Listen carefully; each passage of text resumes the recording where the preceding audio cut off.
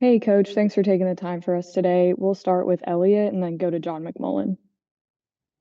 Hey Nick, you now have a record of 40-2 when you win the turnover battle. I know the concept of not turning the ball over is nothing new, but is there a certain point in your career where you decided it was something you really wanted to stress?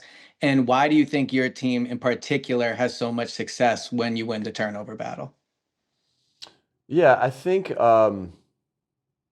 really, you're a product of everything that you kind of go through as a coach, as a player. Um, it's always been about the ball. I always admired Pete Carroll's programs and how much they talked about the football. I think that when I got to, I think I thought I knew how to teach ball security and all those different things until I got around Tom Rathman and in Indianapolis, and he was a maniac about it and just relentless about it. And Jamal Singleton is very similar. They're very similar in that. And if I had worked with Jamal before Tom, I would have said, well, hey, I got around this guy, Jamal Singleton, because Jamal does a great job on it as well. But it's just this obsession there with the football because we always talk about victory favors the team, making the fewest mistakes. There's a sign like that up on our wall, and it's about playing with great detail with your fundamentals. And so that's obviously something that's very important to us. The two games that we did lose, one in 21 was to Kansas City and in the regular season, the other one was last year against Washington. But you combined when you combine good talent with good detail and good fundamentals, that's where you get some special things happening. And I think that's been a big key. The talent combined with the fundamentals, and then you add the defense taking the football away and doing the things that they do, and being just as obsessive about it on that end as well. And it's just something that we've been very obsessive about. Our guys have done a great job of paying attention to it and playing to their strengths with the ball in their hands and trying to take it away. We'll go to John McMullen and then Jeff McClain. Hey Nick, there's a report out there that Lane is going to miss some time. Can you confirm that? And how confident are you in Fred to handle that slot? And also the big packages. How does that affect? Because that had become a big part of the offense with Fred playing extra tight end. Yeah, and I know yesterday we did some of that, and we were able to, Pryor was able to do some of that. We'll see with Lane. I know that he'll do everything he can do to get back as quick as he possibly can. We'll see the time that's missed. You guys know me. I'm not going to get into, how much time, what, this or that. But obviously, you all saw the report, and we'll see where that leads. I'll have more information as we continue on throughout the week. As far as the big packages, again, like I said, Pryor has the ability to do that and have a lot of confidence in Pryor and Fred. I think they've played good football, when they've been able to go in and play. We'll go to McClain and then Ed Kratz. Hey Nick, we've seen Cameron Latu when he's been out there as the fullback exclusively, but is there something preventing him from being more of a blocking tight end? I mean, since that is kind of his position. Cam's done a really good job for us, on many different fronts. He's done awesome on special teams. He's a menace out there on special teams, with his physicality, and with his ability, to tackle and block destruct and block, all those things that he's doing well in space.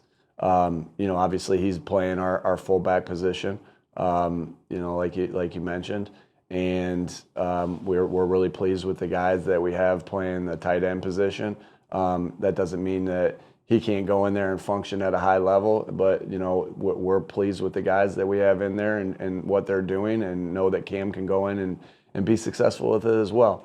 But Cam's role right now is, at that fullback position, spotting in at tight end with different things, and then playing a big role in special teams.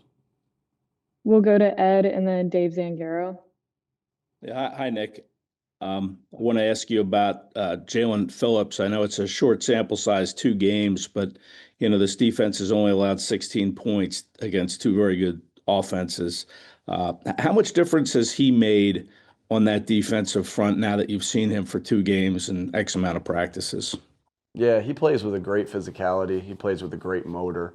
Something that, when we talk about what tough means, it's mental, physical, and relentless effort. He plays with all 3 of those things. Awesome. And, obviously he's been, a good addition these past 2 weeks. Look forward to continuing to get him going even more.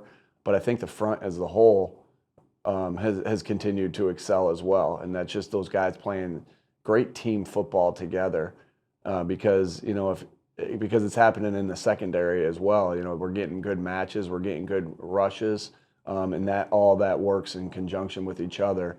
So just the defense is doing a really nice job these last couple games, just playing as just as a team, a great group unit. We'll go to Dave and then Martin Frank. Nick, along those lines, a lot of your defensive linemen seem really proud about their group rush being able to work together. What does it take for that unit to work in cohesion like that? Selflessness. I think that's first and foremost. Obviously, when you play that position, you obviously want to always get sacks. Like they're judged so much on sacks. But when you can rush as a unit, because it takes everybody, and it takes everybody rushing as a unit, and be so happy for your teammate when they make a play. That just builds on top of each other. Again, the best teams that I've been on have great, good teams have good players, great teams have great teammates, and you really see that with I love that they're so excited for each other in that. You try to stress that and show that as much as you possibly can, because this is the greatest team sport there is, and you can't be great without the greatness of others. There's no more true in all sports that I feel than in the defensive line, and we just are getting great group efforts. Truly, you see the excitement for each other when they make a play, and you love that because that just emphasizes team, because it's the best teams that win, not the best groups of individuals. We'll go to Martin and then Tim McManus. Hey, Nick. I was wondering, these last few weeks, Green Bay and Detroit obviously weren't the best games offensively for you guys, but did Jalen Hurts kind of show you something just with his leadership, with his poise during these games? I mean, is there anything new that you saw from him in these last 2 games? Just it's just always that his will to win is always on display, to do whatever he needs to do to help us win a football game, whether that's throwing for a ton of yards, whether that's running for yards, whether that's handing it off. That's what you love. That's why I always love about Jalen, is he'll do everything that he needs to do to help us win games. And he's selfless. He's always doing that and finding ways to help us win football games and doing what's necessary to win football games. Sometimes it's, it's just every game there's a different thing required. So I think that, through this little winning streak that we have going on right now, he's just, continues to find ways to put us in positions to succeed. And, but we know as an offense, we want to continue to get better. We have a long way to go, and there's a lot of opportunities for us to get better. That's what today was about. But yeah, I love Jalen's ability to find ways to help us win, and I think that's what you see from our team, is we find ways to win, and then we go back to work and try to find ways to get better. We have time for 2 more, so we'll go to Tim and finish with Zach Berman. Nick, I know you've talked about how you view analytics in the past. Curious as it applies to the end of game situation. So Green Bay, the 4th and 6th, and 4th and 1 against Detroit. What kind of information are you getting in real time, and then how are you sort of applying that in your decision-making process? Yeah, like I said, guys, like I've talked to you guys about this. Again, there's a lot of different factors that go into it. It always starts with the players and the play that you're calling. First, do you have faith in the players that you have? The analytics can say what it wants, but if you don't have faith in the players to go execute it, that doesn't give you a lot of confidence. So then, what play do you have? The players that you have. And then you do it. Analytics is a piece of the puzzle. All these different things are a piece of the puzzle. Your past successes, the league studies that you do, all these things play into that. I love our process. That doesn't, just because you have a great process doesn't automatically mean that you're going to convert every fourth down. I completely understand that. But got great process with our coaches, great process. Figuring out how we go about attacking there and when we go about, going for it. Ultimately, always, I have to make those tough calls and have, be able to have that conviction again, because when you don't convert on fourth down, right, it is always going to be on you as the head coach because you ultimately made that decision. And you're not going to get a lot of praise when you get it on fourth down. Like, coach, great job on that decision. That just doesn't go that way. And that's okay. So you have to have major conviction within yourself, understanding that there's going to be major criticisms when you don't get it. And there's not a lot of points that are given to you when you do get it. And so you have to have a major process that you go through to put yourself in a position where you can have major conviction when you make those decisions. And, fully accept all the criticism that happens when you don't get it, because that's my job as the coach. And but it can affect you moving forward of making the right decisions with the right process as we continue on. We'll finish with Zach here. Hey, good afternoon, Nick. You said last night that the way the game is played is sometimes dictated by what's happening in the game. When the defense is playing at this level, how do you either manage the game differently, call the game differently, or even accordingly based on the defense?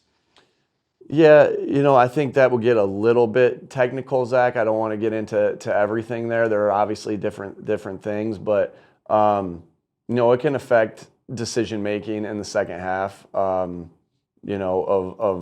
things that you do in the second half. You're always trying to get up and get a lead in that first half, but it can affect some of those things. But you always want to play, obviously with the lead. But even the more the lead, obviously, the more comfortable you can be right there. So you're always trying to add to that. But it can help you decide on when to kick field goals, help you decide on when to punt, different things like that. Knowing when the defense is rolling like that. But again, that's what I'm saying. It's like there's all these different pieces of the puzzle that help you make decisions, and you got to have the discernment and wisdom as you're going through the game to understand how the game's being played. Thanks, Coach. We appreciate your time. Thank y'all.